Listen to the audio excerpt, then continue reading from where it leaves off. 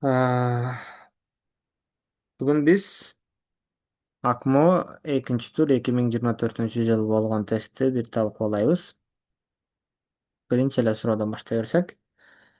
Бизде мындай дейт. Автобус бир аялдамадан экинчи аялдамага 2 мүнөттө барат. Жана жүргүнчүлөрдү отургузуу үчүн ар бир аялдамада 1 мүнөт күтөт. Акылай бир аялдамадан экинчи аялдамага жөө басууга 5 мүнөт коротот. Акылай аялдамага жеткенде автобус мурунку аялдамада турса же ал аялдамадан алыстаган болсо, ал автобусту күтөт, болбосо кийинки аялдамага бара баштайт. Бул мындай экен да. Демек, Акылай бир остановкага жетет экен, дагы аркасына карайт экен. Бир мурдагы остановкада турса, же уже ал остановкадан жолго чыккан болсо, анда майда күтүп турат экен. Анан онун узагыракта болсо, анда не кылат экен? Бул дальше күтпөй эле, дальше кийинкисине кете берет экен да. Мындай дейт. Автобус менен Акылай бир убакта китепкананын көздөй жылып, автобус 3 аялдама артта калды дейли дейт. Акылай автобуска канча мүнөттө отурат дейт. Эми варианттарды карай турган болсок, бардыгы 17, 19, 20, 21, 25 дегендер. Булар бардыгы 10дон чоң. Даже 15тен чоң деп алсак да болот. Буну мындай эле кылат экенбиз да. Демек, 15тен чоң деген болсок, мына Акылайды эмне кылалы? 15 жүргүзөлү. Эми, бул мына биринчи остановкадан экинчи остановкага чейин 5 мүнөт жүрөт. Могул жерден могул жерге чейин 5 мүнөт жүрөт.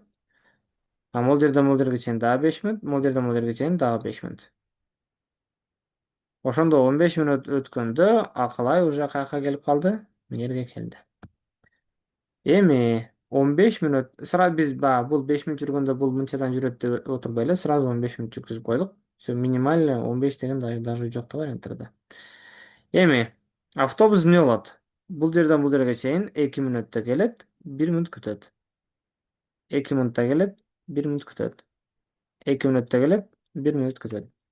2 мүнөттө келет, 1 мүнөт күтөт. Кошолу. 3, 6, 9, 12. 2 мүнөттө келет, 1 мүнөт болот. Ошондо канча болду? 15. Демек, 15 мүнөттүн ичинде Акылай 2 остановкага келип, нерге келип калат экен. Ал эми 15 мүнөттүн ичинде автобус 3, 6, 9, 12, 15 деп туруп, могул жерге келип, дагы 1 мүнөт күтүп, уже 15 мүнөттө эми жолго чыгайын деп аткан учур болот экен да. Анан Акылай карайт да арканычы. Арканы караса, ал автобус мурдагы остановкада турат. Анда кой эми күтүп эле турайын дейт да. Ошондо автобус бул жерден чыгат дагы бул жака дагы 2 мүнөт өткөндө не болот? Жетип келет. Андан кийин эмне кылат экен? Акылай отуруп экен. Ошондо туура жооп 17 экен. Түшүнүктүү элеби?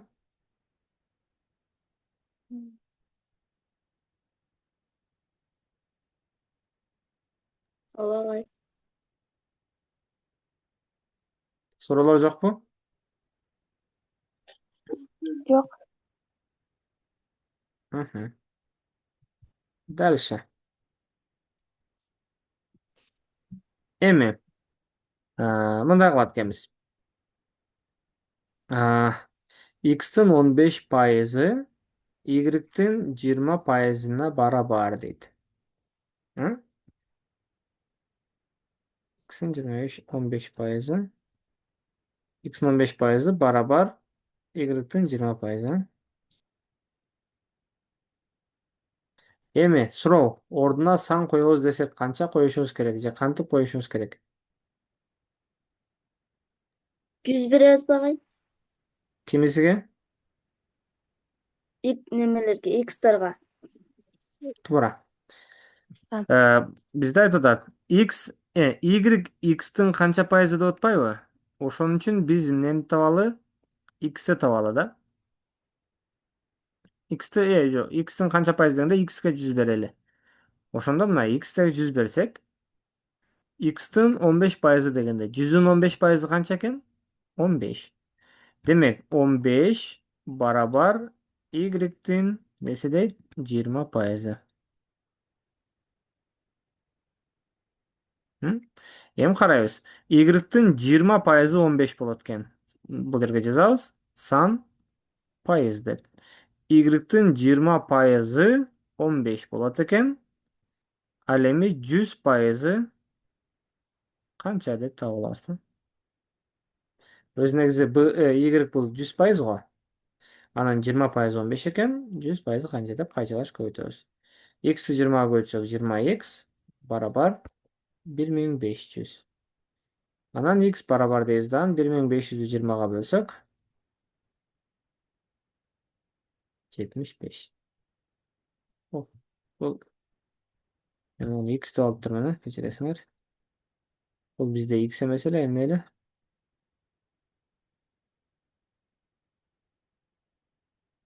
Y. Ооба.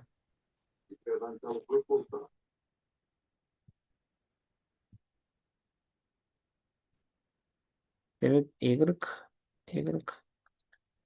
Ошондо карайбыз. Биз ошондо x канча болду? 100 болду, э?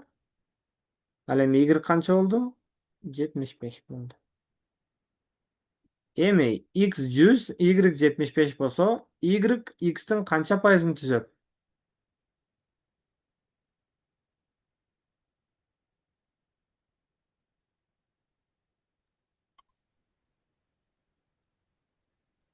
75%'ын багай.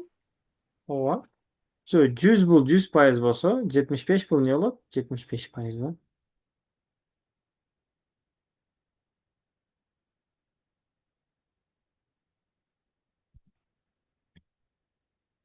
Түшүнүктүү элеби? Эми кааласаңар бунун экинчи варианты дагы бар. Канчалык болот? Азыр көрсөтөйүн. Мына. Мындай кылсак болот. Бизде айтып атат, x-тин 15%, x-тин 15% барабар y-тин 20%. Мына, бунун мынча пайызыга, мунун мынча пайызы барабар деп атпайбы? Ошол учурларда экөөнү алмаштырып эле жазып койсоңор болот. Бул дегени мына, x-тин 15%, мунун 20% болуп атпайбы? Биякта 20 бар, биякта 15 бар. Могу 20-ны бияка жазабыз, демек x-тин ордуна 20 беребиз. Ал эми y-тин ордуна 15 беребиз. Мындай деген нерсе бар экен да. 20-нын 15% менен 15-тин 20% экөө бири-бирине барабар деген нерсе экен. Түшүнүктүүбү? Бул дайым иштейт. Мисалга 60-тын 70%, 70-тин 60% деген. Же 40-тын 20%, анан 20-нын 40% дегендер, булар дайым бири-бирине барабар болгон нерселер да. Сан менен пайыздын ордуна алмаштырып койсок, по-любому барабар эле чыгат. Эми ошондо биз x-тин ордуна 20 коюп, y-тин ордуна 15 коюп алдык. Анан y x-тин канча пайызын түзөт десе, анда биз x-ты, x канча? 20бы? Ошол 20-ны 100% деп алабыз. X-ты 100% деп алабыз. Ал эми y канча? 15. Аны x пайыз. К деп койдук, окшой эмес? X бар да уже биздечи. Анан кайчалаш көбөйтөбүз. 20-ны k-га көбөйтөбүз. 20k барабар 1500. 1500'ü 20'ga bölsek 75. Demek эгерде 20 бул 100% болгон болсо, 15 бул 75% болот экен. Дагы туура жооп В болот экен. Экөө менен дагы туура иштесек болду. Мындайча айтканда биз экөөндө тең бирдей эле иштедик, просто биякта башка сандарды берип иштедик, наракта башка сандарды берип иштедик. Бирок жооп ошондой эле чыкты да.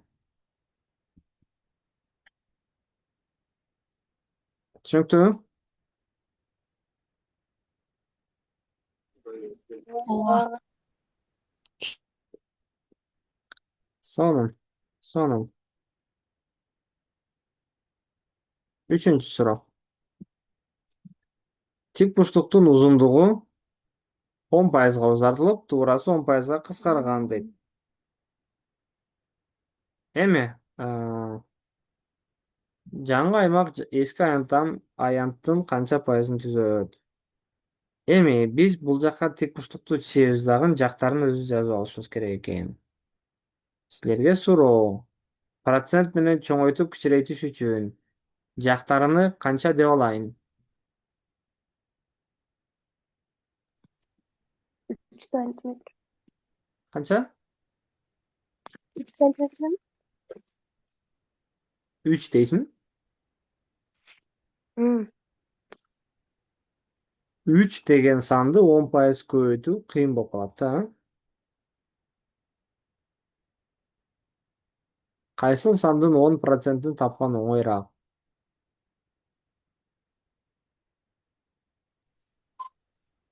100 bagay.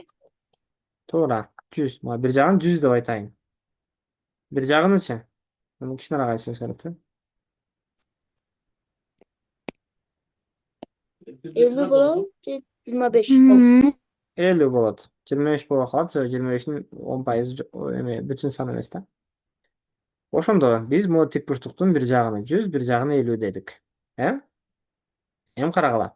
Тик бурчтун узундугун 10%га узартыш керек. Узундугу канча? 100бү? Ушуну 10%га кыскартыш керек. Узартыш керек. Бул 100дүн 10% деген бул оңой эле. Себеби 100дүн 10% бул 10 эле да. Демек 100дү 10%га узартсак, 100дүн 10% 10, 10го узартсак, биягы эмне болот экен? 110 болот экен. Буну биз эмне кылбайт экенбиз? Биз уже берде буну пропорция кылбай эле, жөн эле көбүйтүп бөлбөй эле, жөн эле чыгарып коет экенбиз. Себеби 100дүн 10% 10, 100дүн 20% 20. Кийинкиси 50-нү, кийинкисини 10%га кыскарган дейт. 50-нү 10%га кыскартыш керек экен. Бул деген эмне? 50дөн 10%ын таап, кемитип салыш керек деген да. Эми 50-нүн 10%ын 5 табышыбыз bulan керек. 5. Ооба. Бир сандын 1%ын таап атканда жөн эле көбөйтүп эле 100гө бөлүп койсоңор жетиштүү болот. Мынчанын мынча пайызы. 20-нын 40%, 40-тан 70% дегендерди көбөйтүп эле 100гө бөлүп койсоңор.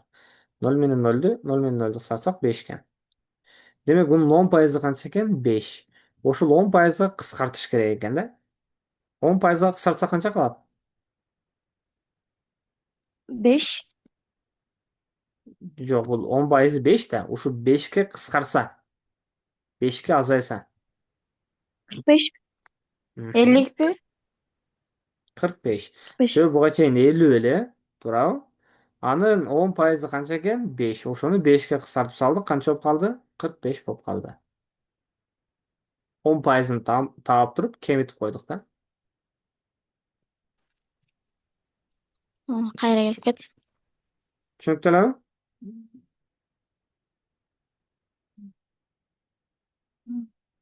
Эми бунун экөөнүн тең аянтын табабыз. Бунун аянтын таап атканда биз экөөнү эле көбөйтүп коебуз да. 50-нү 100гө көбөйтсөңөр 5000. 5000. Бунун аянтын таап атканда 45'ти 110го көбөйтсөк 4950. 4950. Эми айтып атат. Жаңы аймак эски аймактын канча пайызын түзөт дейт. Анда эмне кылабыз? Мына эски аймакты жазабыз. Мына сан пайыз дейбиз да. Эски аймагыбыз бизде 5000 болгон экен. Э? 4950. Жок, аны 100% деп алабыз. Мына жаңысы эскинин канча пайызын түзөт деп атпайбы? Ошондо эскини 100% деп алабыз, анан жаңыны x% деп алабыз да. Түшүнүктүү элеби? Жаңы эскинин канча пайызы дегенде эскини толук кылып, жаңы ошол эскинин какой-то бир бөлүгү же 100дөн көп же 100дөн аз балким. Ошону карайт экенбиз. Кайчылаш көбөйтөбүз. Оп. 5000 x барабар 9 5 0 0 0. 495 миң. 49500'dü, жок, 495 миңди 5000'ge бөлөбүз. Нөлдөрүн алып чыгабыз. Ошондо нөлдөрүн алып салсак, 495'ти эмнеге бөлүш керек экен? 5ке. 9'dan 1 бөлүш 45, 45 демек 99. 99.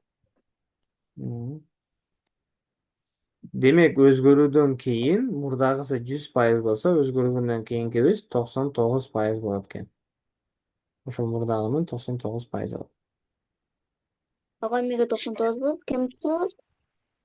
Жок, жок, 99 эле 99 чыкты го, эч нерсе. 495 миңди 5 миңге бөлгөндө. Ооба, 495 миңди 5 миңге бөлгөндө.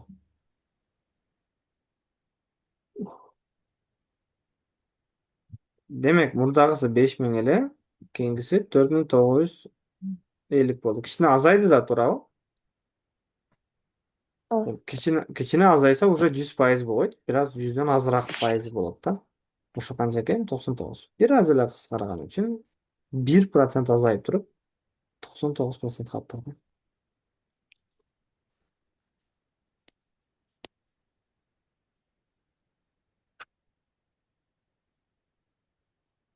Түшүнүктүү элеби? Ага. Демек, ушундай проценттер берилген болсо, сөзсүз түрдө сан берип алып туруп иштейбиз.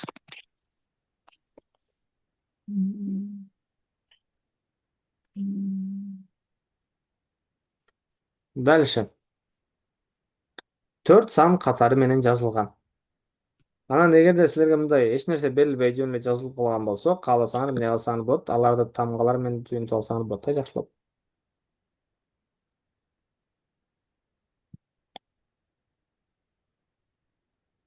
Эми 4 санды деп атса, каалаган тамгаларды жазып кой. Мисалы А, Б, С, Д деп кеткен. Алгачкы экөөнүн орточосу 21. Суроо, орточосу деген не деген?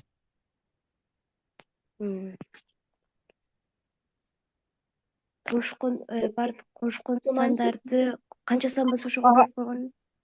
М. Алгачкы экөөнү десе, экөөнү кошуш керек. Кайсы менен кайсыны? Кошуп туруп количествого бөлөбүз. М. Значит, А менен Бны кошуш керек дагы. С 2ге менен Т. бөлсөк, канча экен? 21 экен. 21. Түшүнүктүү элеби? Эми биз биякта 2ге бөлүп атпайбызбы? Ошол 2-ни бул жагына көбөйтүү кылып өткөрүп коебуз. Ошондо А плюс Б эмне экен бизде? 42.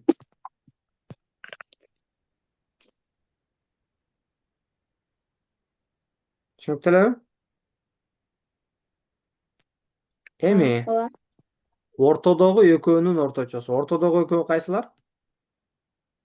20. Б менен С. Б менен Б С. менен Сны кошуп 2ге бөлсөк, 26 экен. 26. Бул жакта да 2-ни көбөйтүү кылып өткөрсөк бияка, Б кошулса канча болот? 52. 52. Окей. Акыркы экөө булар кайсылар? С менен Д. Кошуп 2ге бөлсөк 30 экен. Анда С плюс Д канча? 60. Эми ушуну система катарында жазасыңар. А плюс Б барабар 42. Б плюс С барабар 52. С плюс Д барабар 60. Теңдемелер системасы деген эмени өттүңөр беле? Ооба агай. Эми ошол теңдемелер системасын чыгарууда бизде кошуу методу деген нерсе бар. Эми бул жерде 3 болуп калыптыр. Эч айырмасы жок. Эми теңдемелер системасы дегенде мындай түшүнүк бар экен. Биз мындай туш-тушуна кошсок, эмне болбойт экен? Эч нерсе өзгөрбөйт экен. Туш-тушуна кошуп койсок болот экен да. Туш-тушуна дегенде барабардын сол жагын өзүнчө, барабардын оң жагын өзүнчө. Эми, бирок биз туш-тушуна кошсок, бул жерде Адан бирөө бар, Бдан экөө бар, Сдан экөө бар, анан Д бар да. Анан бизде эмне деп атат? Биринчи А жана менен акыркы сандын орточосу. А менен кайсынын? А менен Днын. Дны коштагын 2ге бөлсө канча болот деп атат да, туурабы? М. Биз эми ушуну мындай кылат экенбиз. Могул жерден биз А менен Дны табыш үчүн А менен Дсы жок теңдемеге минус 1ди көбөйтөбүз. Кайсыл теңдемеде А менен Д жок? Б менен С да. Б менен Анан С да. Могул жерге минус көбөйтөбүз, бул жерге минус көбөйтөбүз, бул жерге минус көбөйтөбүз. Баардыгына минус бирди көбөйтүп койдук мындай кылып. Көбөйтүп сразу эле көбөйтүп салдым, отдельно жазып отурбай. Эми туш-тушуна кошобуз. Могул жерде А бар, башка А жок. А деп жазам. Могул жерде плюс Б бар, могул жерде минус Б бар. Экөөнү кошкондо эмне болуп кетет? Экөө 0 болуп кетет. кыскарып кетет. Минус С бар, жөн эле С бар. Экөөнү кошкондо жок болуп кетет дагы. Анан эмне кылат экен? Б. А менен Б Эми калат. барабардын оң жагын кошсо канча болот? 50 болот эле. Туура. Жок. Оң жагы Туура оң эле жагы 50 эле болот. кошкондо 0 50. 60-тан 52 минус болуп турат да. 60 минус 52 8. 8-ди 42 кошсоңор 50. Эми суроо. А менен Д кошкондо 50 болуп атат да. Бул экөөнүн орточосу канча? А плюс Д барабар 50 бөлүнгөн 2. 25. Ошондо 100. 100. Ой, Эмес. 25. Сонун. Тумешти.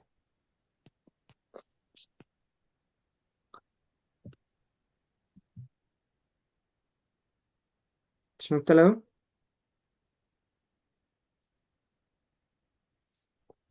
Демек, арифметикалык орточосу дегенде мынтип теңдеме түзүп чыгышыбыз керек экен.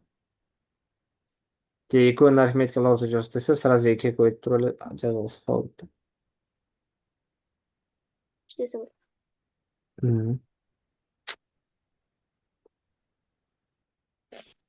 Кийинкиси. Мындай дейт. Актанда 15 жуп кроссовка бар. Эми Акнанын 15 кроссовкасы бар экен. Эми жуп эле дейбиз да. Бир параны 2 штук кроссовка дебейбиз да, ошон үчүн. Демек 15 кроссовкасы бар экен.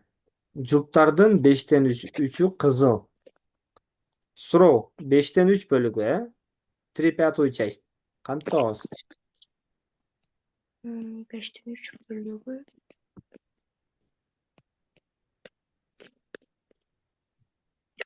5. 3 bölüngön 5. Карайбыз. 15'ke Бизге 5'ti ошол bölüp 15 анан 3'kө көйтөбүз. туура. 15'tin 5'ten 3 bölügü деген бул 5ке бөлүп 3 деген маанини билдирет. 15'ti 5ке бөлсөк, 3. да 3кө көйтсөк, 9. демек бул жерде 9 кроссовка эмне экен? Кызыл экен. Түшүнүктүү элеби? Калгандары 5тен 3. Калгандары ак. Суроо, канча кроссовка ак? 6. 6 kроссовка. Tamam. Түшүнүктүү элеби? Дальше. Жуптардын 3төн 2'синин таманы бийик. 3төн 2'си десе не кылабыз? 15'ti 3төн 2'ye 3'ten көйтөбүз. 3. 3'ten eksi. 15'ti 5 3'kө 3'kö bölüp bölүп 2'ye көйтөбүz. 10 bu. 10. 10. сонун. 10 кроссовка не экен? Бийикке, Uzun да? подошвасы. Büyük kроссовкалар. Uzun подошва экен, да. Эми суроо, ошо 10 эмесе, 10 кроссовка бийик болсо, анда канчасы жапыз болот? 5. 5.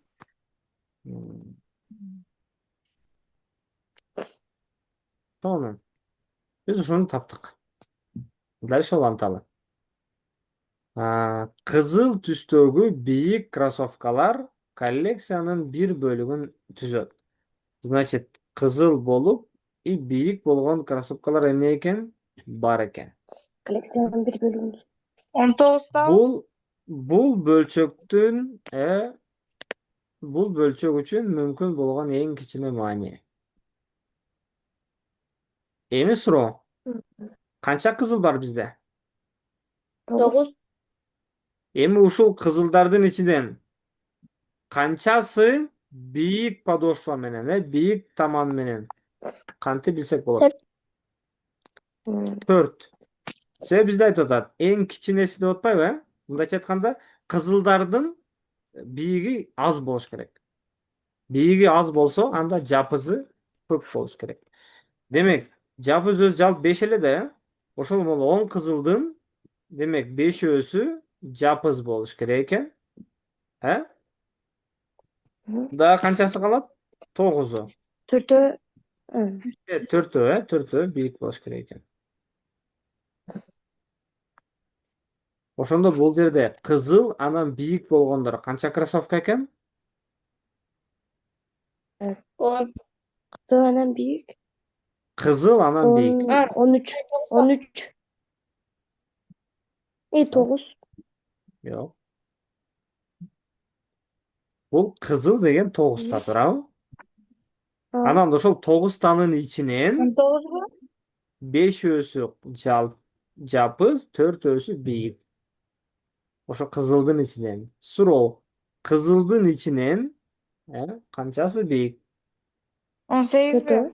4. 4. Демек, hemen жасай берчи бир. Демек 4. Демек ошондо 4-өсү кызыл и еще бийик экен. Бийик подошва. Бийик таманы бар экен. Түшүнүктүү элеби? Эми суроо. Ушул 4 кроссовка общий кроссовканын канча бөлүгүн түзөт?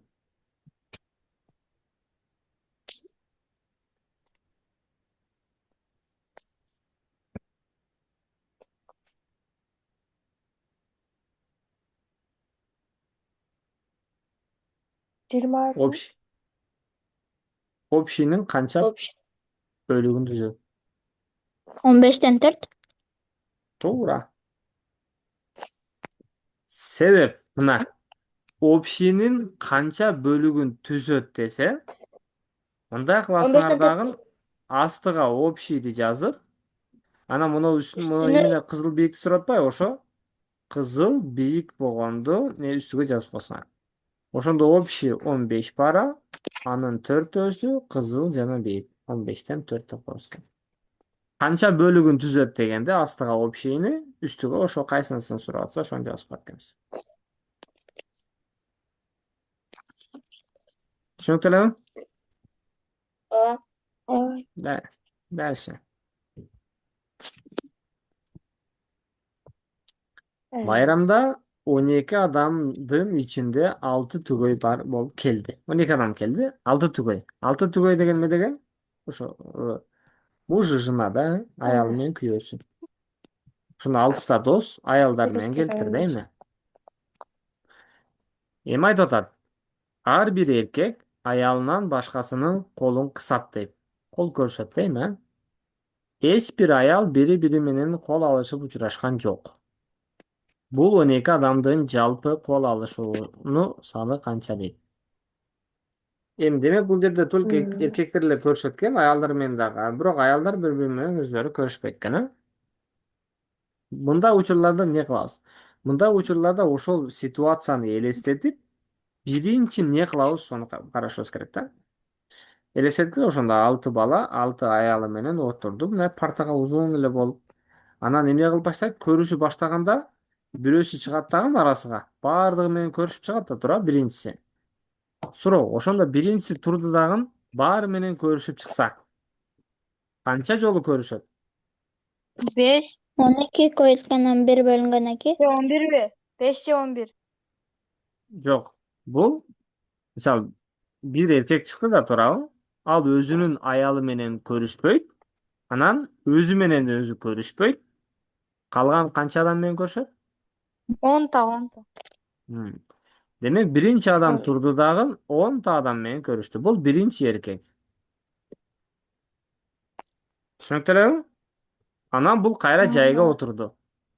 Эми экинчиси эмне кылат? Экинчиси уже биринчи менен көрүшпөйт. Бул уже көрүштү. Демек экинчиси биринчи менен көрүшпөйт. Өзү менен өзү көрүшпөйт. Анан аялы менен дагы 9. 9'ta. Үчүнчү эркек, 8. төртүнчү эркек, 7. 7'te. Beshinchi erkek, 6. 6. 6. altinchi erkek. Besh. 5. 5'te. Уже жетинчи эркек деген түшүнүк жок. 6 түгөй болгон үчүн бул 6 эркек, 6 аялы менен дейбиз. Тамам. Аялдарды бири-бири менен көрүштүрбөйбүз. Себеби эч бир аял бири-бири менен кулашып көрүшкөн жок дейт. Ошондо бул 10 жолу, 9 жолу, 8 жолу деп булардын баардыгын эмне кылып коет экенбиз? Кошуп коет 5 экенбиз. koşar. Канча?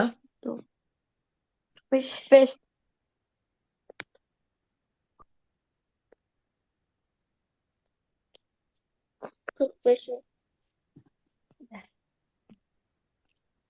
Түшүнүктүү элеби?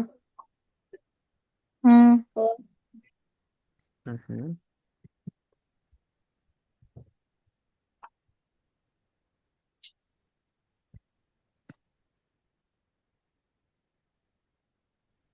Айтып атат, актанга 5 жыгач блок берилди. 4кө 4 куб жасоо үчүн төмөнгү блоктордун кайсынысын кошуу керек дейт. Мына. Муну эң эме турбайбы? Узун, бийиктиги да узун, 4, бул жагы да 4 болгон нерсени мына жерге жайгаштырабыз мындай кылып.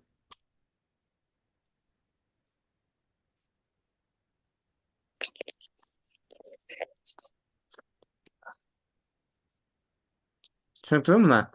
Бул жагы да 4, бул жагы да 4. Эми мына 3кө 4тү мына жерге коебуз.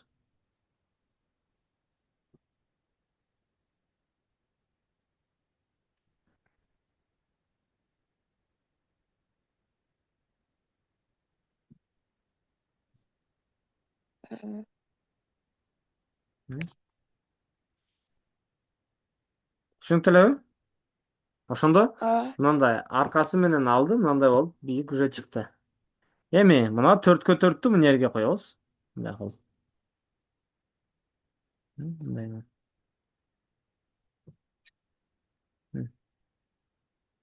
Мына жерге коебуз. Анан мына бирөөнү могул жерге коюп коебуз. Б туура экен агай. Кайсынысы? В. Туура. Анан бул жерде мындай, анан мындай форматта Г форматта болгон бир боштукча калды. Демек ошон үчүн туура жооп эмне экен? В экен. В. Эгер ошол боштукчага ошол В-сын койсок, бул 4кө 4 идеально эмне болот экен? Окей.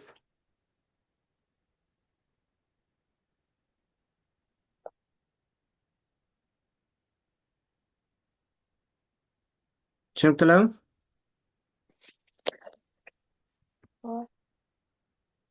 Мхм.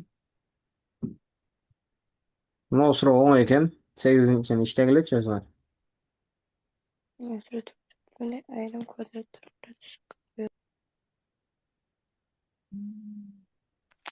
75% деген бул жерде жалпы квадраттарды эсептегиле. Аны 75-ке көбөйтүп 100гө бөлүп койгула. Ошондо мынча кара болуш керек дейбиз. Анан азыр канчта бар экен? Ошону кемите салсак, дагы үстүгө ушунча кошуш керек. 24 kara oldu. Агай 14. Yok Кара 24 kara oldu. 14. Аха. 24 кара болуш керек экен. 1, 2, 3, 4, 5, 6, 7, 8, 9, 10 бар экен. Азыр 10 бар экен. Дагы канча коюш керек? 14. Эми 75% кара болушу десе, ошо булардын 75%. Бул жерде негизи 4кө 4 16, 20, 24, 26, 28, 32. 32 экен да жалпы. Демек ошо азыр бизде 32 квадрат бар экен. Баарын эсептедим, аганы да, карасын дагы. Анын 75%ын тапканда 75ке көбөйтүп туруп, эмне кылат экенбиз? 100гө бөлөбүз. 24. Анан моуну айтып коеюнчу. Карагылар, көбүнчө окуучулар мына 32-ни 75ке көбөйтүп анан 100гө бөлөт да. Бирок анын оңойраак жолу жокпу? 100 менен 75'ti кыскартып ташаса болот. Өтө Бешке. сонун. Сразу 25ке кыскартып салалы.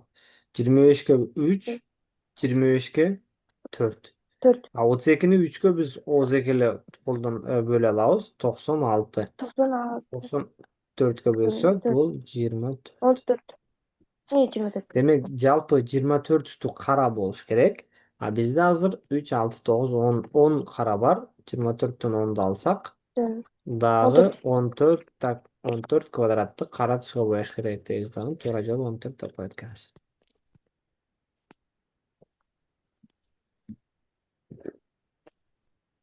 Түсініктілігі? ооба.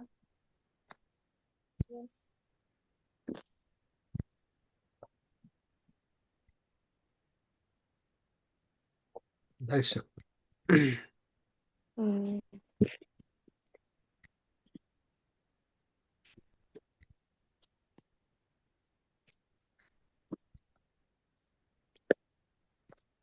Кейінгісі. 1, 2, 3, 4, 5, 6, 7, 8, 9, 10, 11, 12, 13, 14 тұрып, 100, 200-ге чейін жазып тұр. 1-ден 200-ге чейін.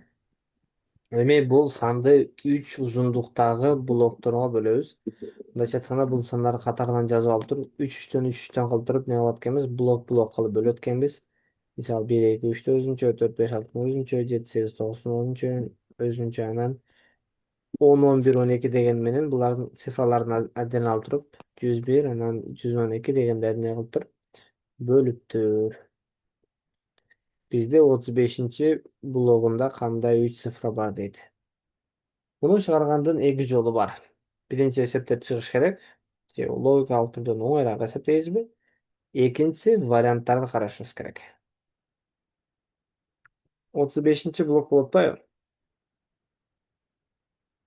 35-чи блок. Эми бир блокто 3-3төн да турам. Ошондо 35-чи блок деген 35 көбөйтүү 3, бул 105. Демек, муну 35-чи блоктун аягында 105-чи цифра менен бүтөт. Бирок могу жерде катарынан жазганда 105-чи цифра кайерге келип калат билбейбиз да, ошондо эсептеп чыгышыбыз керек. Мисалы 1ден 9га чейин жаза турган болсок, 9 эле цифра болот. Бирок мисалы 10, 11, 12 дей турган болсок, бул жерде уже цифралар канча штуктан? 2 штуктан. Ошон үчүн мына 1ден 9га чейин 9 эле цифра бар. Ошон үчүн 105тен 9ду алып салалы. Канча болот? 96. Анан 0 жерде 2-2ден болгон үчүн, 2 орундуулукта 2ден эме бар да, санчы. Ошон үчүн бул 96-ны 2-ге бөлсөңөр 48. Эми суроо. Эгер 2 орундууларды 10, 11 деп эсептей турган болсок, 48-чи сан, именно 2 орундуулардын 48-чи саны кайсы болот?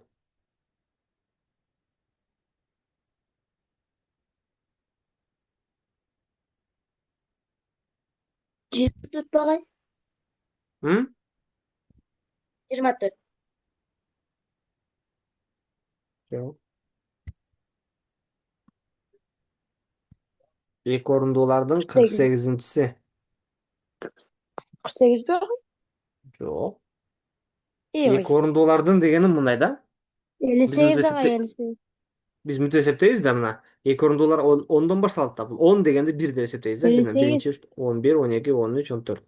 15, 16, 17, 18, 18, 19. 19 эле бар экен. 13-тук эсептедим, бирок 19 болду. Агай 58 эмес, 57 экен. 57. Себеби 11ден баштаганда 58 болот эле, онун өзү дагы болгон үчүн 57. Демек, бул 35-чи блоктун эң аягы не болот экен? 57 менен бүтөт экен. Түшүнүктүүбү? Ооба. Мыналар болбойт экен. Значит, же бул, же бул. Суроо. 57 менен бүтсө, 57-ге чейин кайсыл сан болгон болот? 56. Туура. Значит, бул 56, 57 деген дагы анан мынандай кылып бөлүп алган экен да. Ошондо туура жооп эмне экен? Бул экен. Дысы. Эми мурдагы варианттар неге болбойт, ошону да көрсөтүп коеюн. Мына. Бул 4 анан 57 болуп атпайбы? Значит, бул 54, 57 деген болушу мүмкүн. Бирок булар катарынан келген удаалаш эмес, Ооба. Өсүү 55 тартибинде анан жазылган эмес. 56. 54, 55 болуш 57. керек. 55, 56 болуш керек эле. Мына 36, 32 дейт. Вообще эле туура келбейт. Бул 3, 56 деген, мисалы 53, 56 десеңер, Бул да туура келбейт. Мисалы 94, 98 десеңер да бул да эмне болбойт экен, туура келбейт. Эң эле туура келгени Б Туракей. экен да.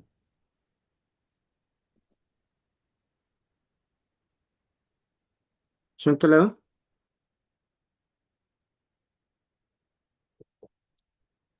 Ооба. Дальше уланталы.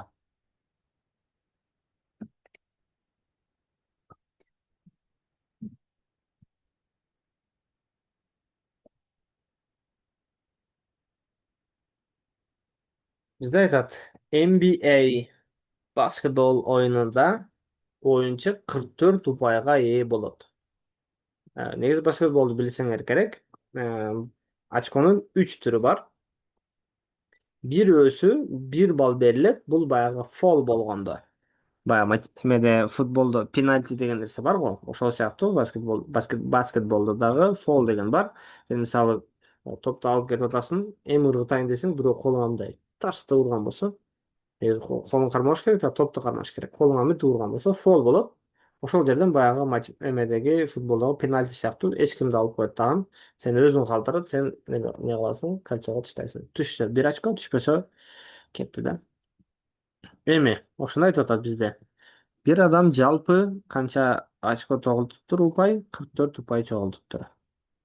Анан айтып атат, анын 5 5 катаал соккудан, ар бириге 1 баллдан берген фолдордон экен. Демек, будан алып салабыз. Канча калды? 39 упай калды.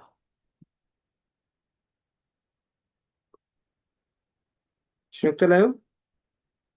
Эми айтып атат, 39 упай же 3 очко менен түшкөн, же 2 очко менен түшкөн да, эми билбейбиз да пока. Ал 3 упайга караганда 2 упайлык соккуларды көбүрөөк кылган. 2 упайлыктар көбүрөөк экен 3 упайлыкка караганда. Төмөнкү сандардын кайсынысы бул оюнчу жасаган 2 упай жана 3 упай соккулардын жалпы саны боло албайт? Эми, мисалы, мен 5 жолу таштап, 2 упайдан ала турган болсом, 10 алам, анткени 5ти 2-ге көбөйтөм. Ошон үчүн биз не кылат экенбиз? 2 очковый, двухочковый дегендерди 2х деп алат экенбиз. Трехочковый дегенди 3х деп алат экенбиз да. 3х дейм да, буну башка менен белгилешим керек, кстати. 3y. Барар не экен? 39. 39. Демек, 2 очковый ыргыткандарды 2-ге көбөйтөбүз, 3 очковый ыргыткандарды 3-кө көбөйтөбүз, анан общий кошкондо 39 балл экен. Эми, карагылачы, x менен y-тин ордуга кайсы сандарды койсо болот? Буну мынтип карайсыңар. 39 бул 3-кө бөлүнө турган сан, мына 3 дагы 3-кө бөлүнөт, бирок мына x 3-кө бөлүнбөйт экен. 3 жок экен да. Ошон үчүн биз мына x-тин ордуга 3-кө бөлүнчү санды коюшубуз керек. Кайсыл 3-кө 6. бөлүнчү сан? Чоңураак. 6. Чоңураак. Чоңураак. 2 9. упайлыкта көбүрөөк эле. 13. 9 мисалы. 13.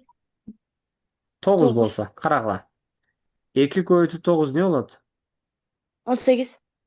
18. 18ге 39 болуш үчүн 21-ди кошуш керек. Анда y канча? 7. 7. Карагыла. 2 көбөйтүп 9 18, 3 көбөйтүп 7 21. 18ге 21-ди кошсок 39. Сонун. Дальше.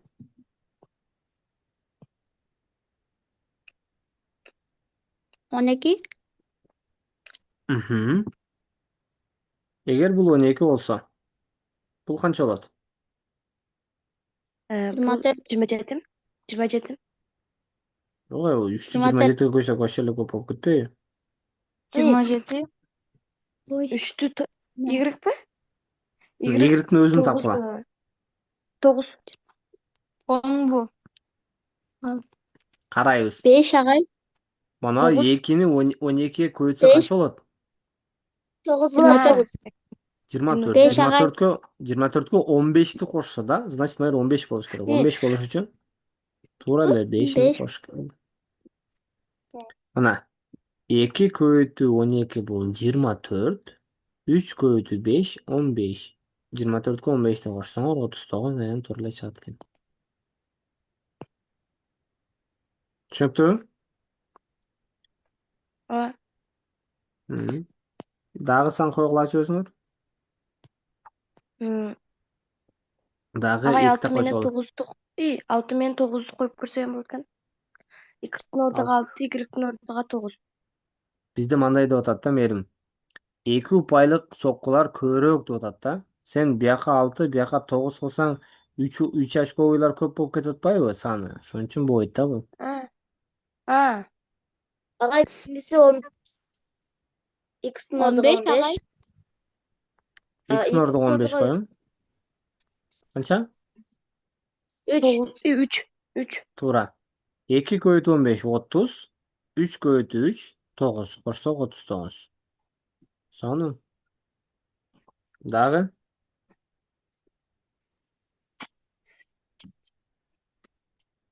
3 12 9 болуп атсак, демек 3кө бөлүнчү сандардан дагы бирөө коюш керек.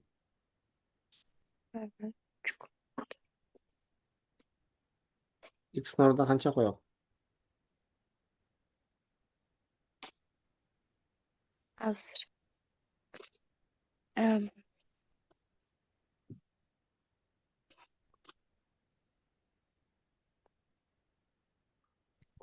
Ага немени койсок болобу? 18'di. Жок, Y-ка жетпей калган. Болот. Y 1 болсо эм болот. 18'ди койсок, 2 көбүйтүү 18 36, буга 1'ди коебуз. 1. 3 36га 3 кошсок 39 туура экен. Түшүнүктүү элеби?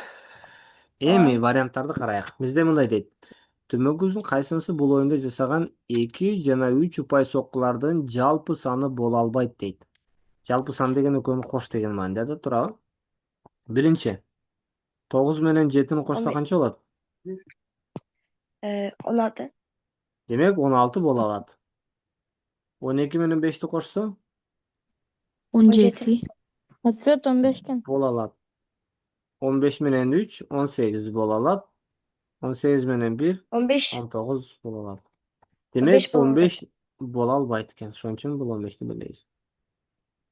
Боло алгандарды таптык, боло албаганы уже калып кетти, бир эле жабыз.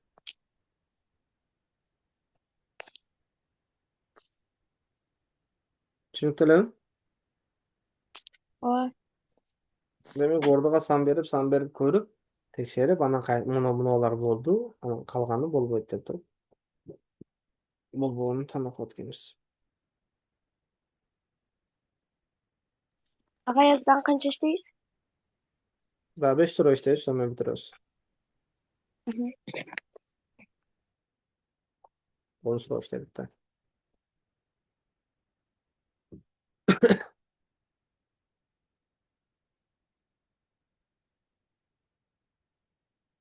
Бизде айтып атат. 11-ci soruda.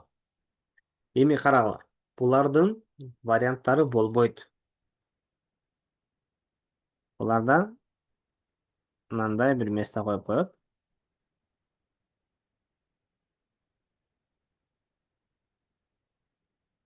Ошого местого өзүбүз эмне кылышыбыз керек? Жообун жазып толтурушубуз керек да. Эми карайбыз. 1000ден аз канча оң бүтүн сан 2ге жана 3кө бөлүнөт? Суроо. 2ге дагы 3кө дагы бөлүнүш үчүн ал сан канчага бөлүнүш керек? 15'ke. 5'ke. 6'ga. 6га. Себеби 2-ни 3кө көбөйтөсүңөр 6 болот. Демек 6 2ге дагы бөлүнөт, 3кө дагы бөлүнөт деп алабыз да. Түшүнүктүү элеби? Эми 1000 сандын ичинен канчатасы 6га бөлөт, кантип билебиз? 5ке бөлүнбөй турган сандарды чыгабыз. Жок. Алтыны Бирден үчкө 1000ге бөлсөк чейин жок, бирден 1000ге чейин 1000 сан бар. Ошол 1000 сандын канчасы 6га бөлүнөт экенин кантип билебиз? 1000'di 6'ga bölөбүз. Бөлүп чыгабыз. Албетте. 1, 6,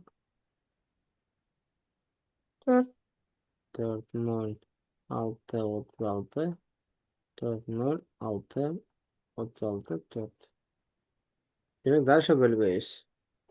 Demek birden minge sandığın içinde 6'ga bölünçü kança san var eken?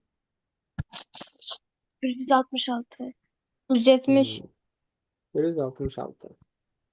166 altı Astat mı? kaç Yüktelen. olan? Hı?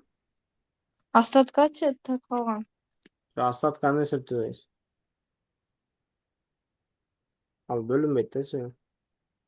2'ye 3'e bölünө турган менен 5'e бөлүнбөй тургандар 133 экен. 130 kança? 33. Şunu kanı taptın. Ана 2'ni 3'e koyup 6'ga, ошону 6'ны 5'e koyup 30'du 166'dan кемтим. Тура.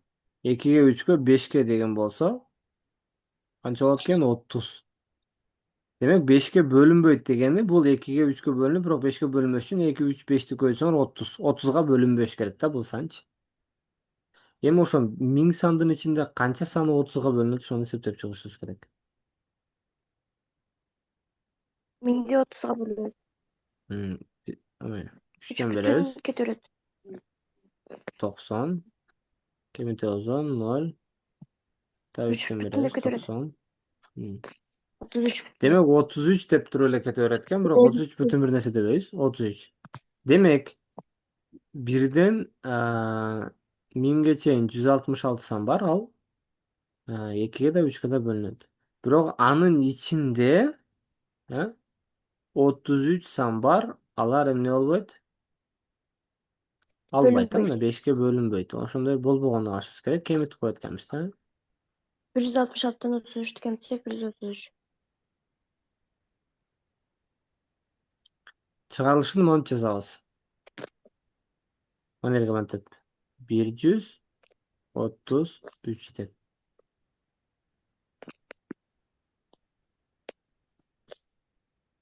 Анан бул мындай болот. Мындайларды кантип белгилейбиз деген оюңар болсо.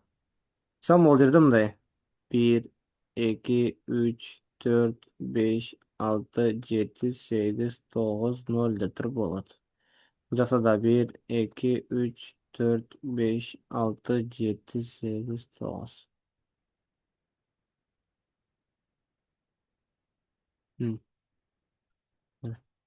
Эми карагыла, бунун жообун жазып атканда мындай кылат экенбиз.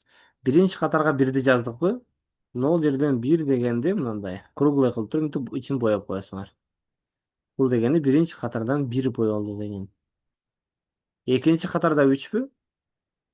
Мына 3 мындай болуп турат. 3'тү белгилейбиз экен. Үчүнчү катарда да 3 экен. Ар бир катардан бирден гана жоопту белгилейбиз. Ошо баягы акмоого белгилеп атканда ушундай форматта белгилейбиз. Түшүнүктүү элеби? Ооба. Бизге ушундай мындай таблица сыяктуу берет дагы, ошол жерге жооп жазышыбыз керек. Жоопту биз үстүгө биринчи мына башынан баштап жазабыз дагы. Биринчиде 1 турат.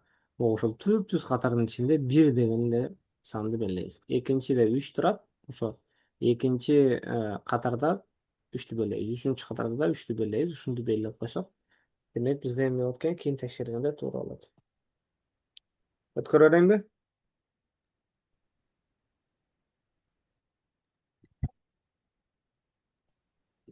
12'ni кантип чыгарабыз? Карагылачы. 2 10 бүтүн 10 сан 1 6 бөлгөндө 3 бүтүн жана 1 калдыкка барабар. Эгер эки сандын тең суммасы 1 болсо, анда биринчи сан канча?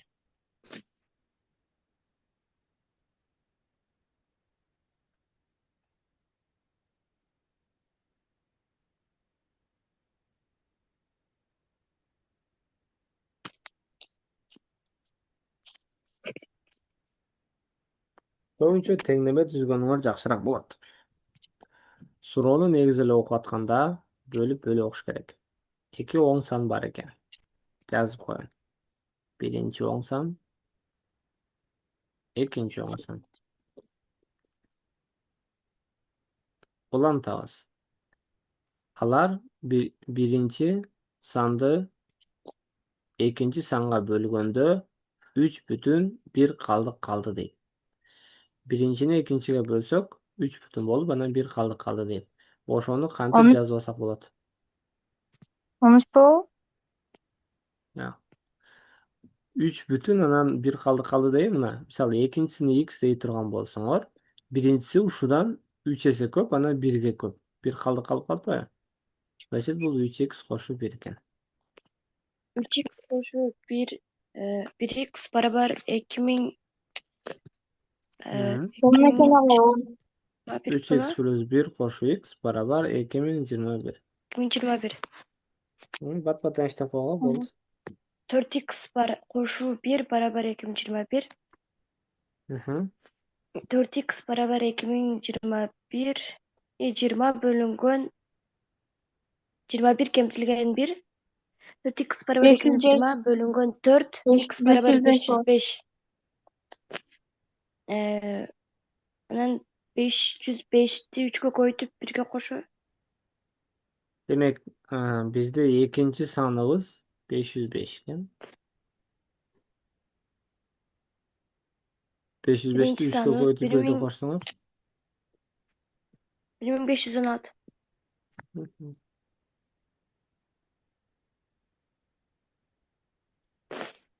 Анда биринчи сандын мааниси канча экен? Биринчи сандын мааниси? 1516. Туура жооп 1516. 2020'nı 4'e böldük mü? Ооба. Aa,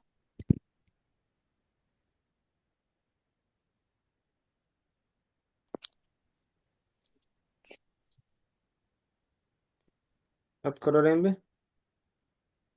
aa.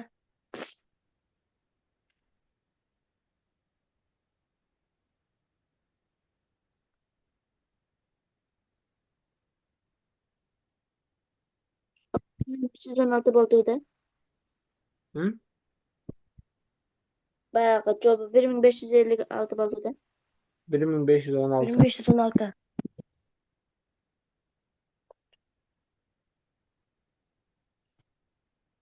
Карайбыз. Оң жактагы фигура бир нече бирдей квадраттан турат. Эми Бакыт ага бирдик квадраттарды кошуп, азыркы форманы чоңураак квадрат түзгүсү келип жатат. Бул үчүн ал жок дегенде канча бирдик квадраттын болушу керек? Эми бул жерде ушундай форматта болуш үчүн үстүгө да бир-бирден кошкула, астыга да бир-бирден кошуп койгула. Болду. Мына. 1, Bir. 1, 3, 4, 5, 6, 7, 8. Sekiz. Астыга да коебуз. 2, 3. 18 ağay. Канча? 18. 18. Туура 18. 18. Себеби муну оң жактарга жаза турган болсок, бул жагда кеңейип кетет экен дагы. Мисалы мурда мындай узун, анан бул жагы 1 боло турган болсо, эгер бияга кошсок 2 болуп кетет экен дагы. Фигура кичине мындай. Мындайынан өзгөрүп кетет экен да, эмелеричи аралыктар. Ошон үчүн бул бияка кыла албайт экенбиз. Канча экен жооп? Ha? 18. Жооп ошондо 18 экен.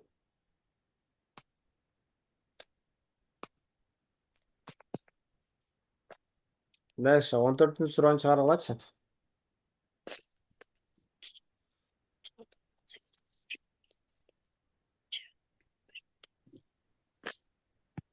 Туура. Жалпы 198 болуш керек экен.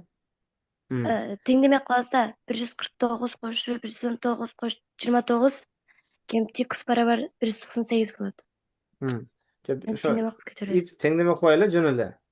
149, анан 119, анан 29 болуп 29. атпайбы?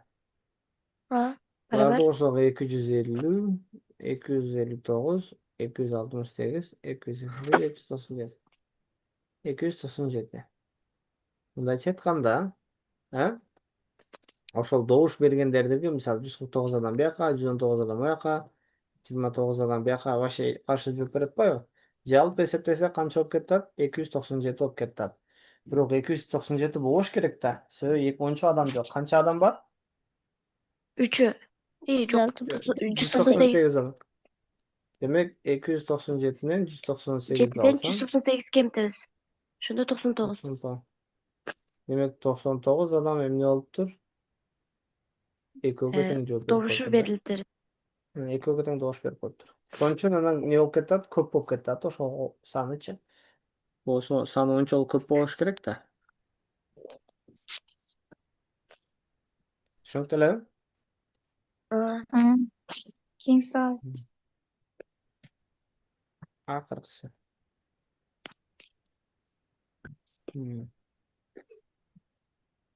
Бир кутуда окшош шарлар бар. Алардын 7-си кара, 5-и ак, 8-и кызыл. Ар бир түстөгү шарларды алуу үчүн кутудан эң аз канча шарды алып чыгуу керек? Мындай болуп атат да. 3 aga Men 3. мен 3 ар башка түстөгүдөн алып чыгышым керек. Түшүнүктүүбү?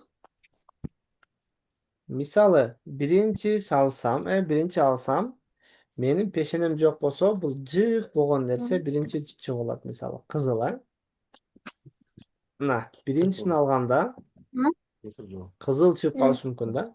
14. Туурабы? 3 aga 3.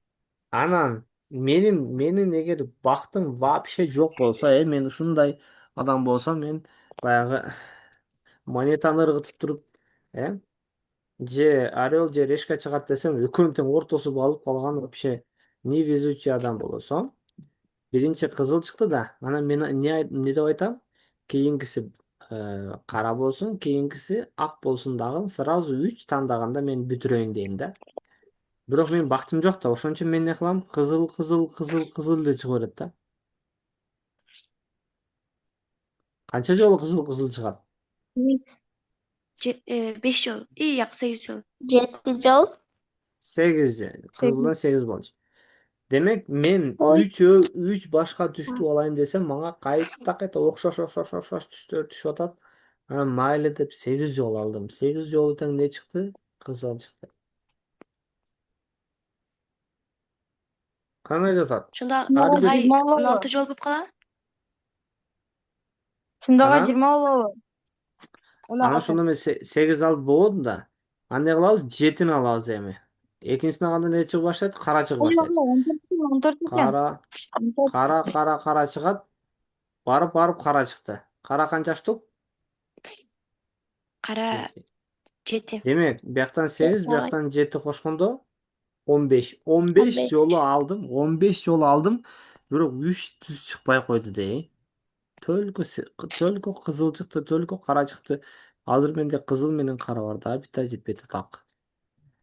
Мен эгерде Шунда дагы бир жолу алсам не чыгат ол? По-любому ак чыгат. Ондон башка вариант калбады уже.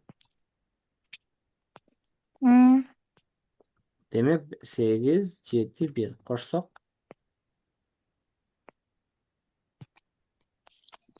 Канча болот? 16.